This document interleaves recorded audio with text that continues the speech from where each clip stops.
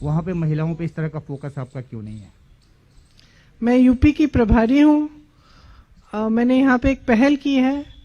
ये एक ऐसा कदम है जो और एक बहुत बड़ा निर्णय है, छोटी बात नहीं है। इसके लिए बहुत बदलाव की ज़रूरत है।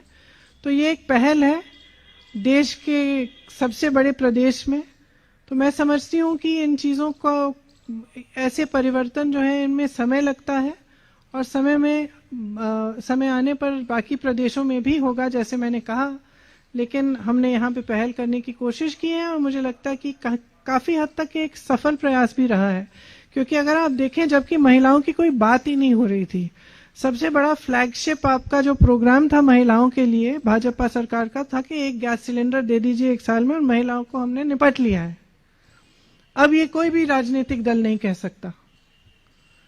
अब आपने देखा है कि क्योंकि हमने ये पहल की, चाहे समाजवादी पार्टी हो, चाहे भाजपा हो, चाहे मोदी जी की सिर्फ महिलाओं वाली जो रैलियां हैं, ये सब पहली बार हो रही हैं, पहली बार घोषणाएं कर रहे हैं महिलाओं के लिए।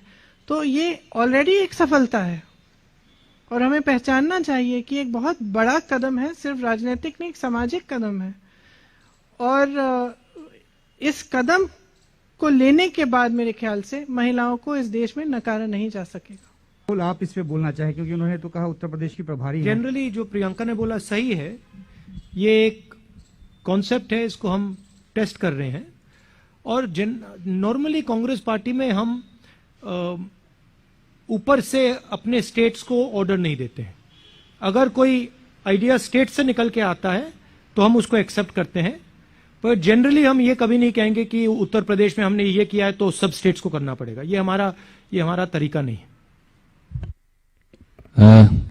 बहुत बहुत शुक्रिया। बहुत सारे साथियों के बहुत सारे सवाल और हैं, पर 1 घंटा के करीब हो गया और मुझे ये विश्वास है कि और अभी समय होगा जब हम और बहुत सारे सवाल लेंगे। जिन साथियों के सवाल रह गए मैं उनसे हाथ जोड़कर क्षमा प्रार्थी हूं।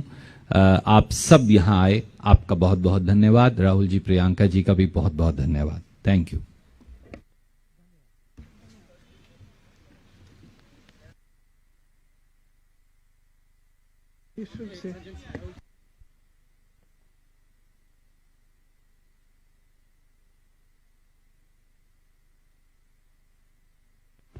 मैंने उस पे जो अपना ओपिनियन था मैंने कह दिया है।